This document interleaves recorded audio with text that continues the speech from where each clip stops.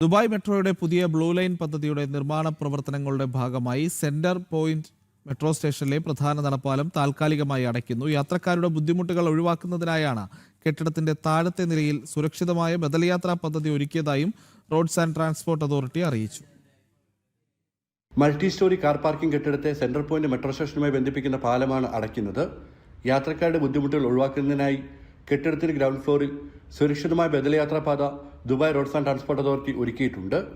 Red line പ്രവേശന കവാടത്തിലേക്ക് നേരിട്ടെത്താൻ ഈ താൽക്കാലിക പാതയിൽ കൃത്യമായ ദിശാസൂചക ബോർഡുകൾ സ്ഥാപിച്ചിട്ടുണ്ട്. യാത്ര സുഗമമാക്കാൻ ഒരുക്കിയിരിക്കുന്ന താൽക്കാലിക ക്രമീകരണങ്ങളോട് യാത്രക്കാർ സഹകരിക്കണമെന്നും യാത്രയ്ക്കായി അല്പം കൂടുതൽ സമയം നീക്കിവെച്ചിറങ്ങണമെന്നും അതോറിറ്റി അഭ്യർത്ഥിച്ചു. ദുബായിയുടെ പൊതുഗതാഗത രംഗത്തെ ഏറ്റവും വലിയ വികസന പദ്ധതികളിലൊന്നായ Dubai metro blue line 30 kilometre നീളത്തിലാണ് നിർമ്മിക്കുന്നത്. മൊത്തം 14 സ്റ്റേഷനുകളുള്ള ഈ പാതയിൽ 3 ഇന്റർചേഞ്ച് സ്റ്റേഷനുകളും 7 എലവേറ്റഡ് സ്റ്റേഷനുകളും 4 ഭൂഗർഭ സ്റ്റേഷനുകളും ഉണ്ടാകും.